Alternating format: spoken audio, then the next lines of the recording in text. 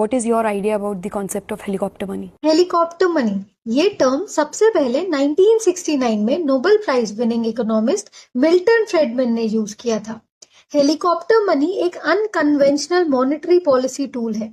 इसमें central bank जैसे हमारा आरबीआई बड़ी मात्रा में नए नोट्स प्रिंट करके उन्हें सीधे आम लोगों के बैंक अकाउंट्स में डाल देता है बिना किसी शर्त के। पर इसे नॉर्मल कंडीशंस में यूज नहीं किया जाता।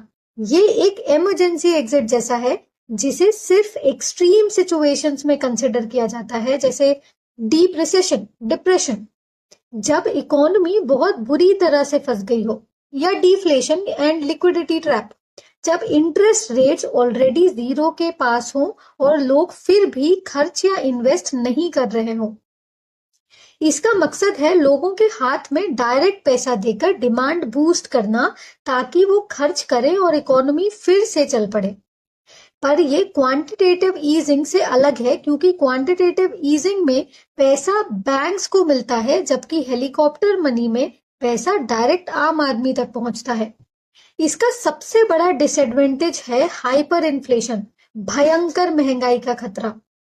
जब सिस्टम में अचानक इतना सारा नया पैसा आ जाता है पर उतनी तेजी से देश में सामान का प्रोडक्शन नहीं बढ़ता, तो too much money chases too few goods. इससे हर चीज की कीमत आसमान छूने लगती है और करेंसी की वैल्यू पूरी तरह से खत्म हो सकती है। दूसरा रिस्क है कि इससे सेंट्रल बैंक की इंडिपेंडेंस खत्म हो सकती है।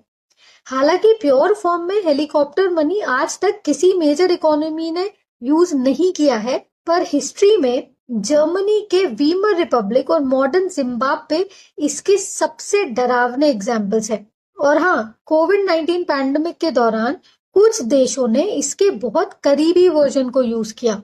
जैसे यूएसए की सरकार ने अपने सिटीजन्स को कई बार स्टिम्युलस चेक्स दिए।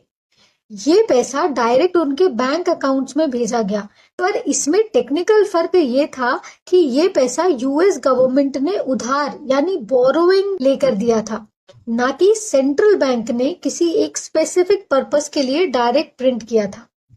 इसके बाद यूएसए में इन्फ्लेशन बहुत बढ़ गया था। तो रिसेशन और डिफ्लेशन से बाहर कैसे आए?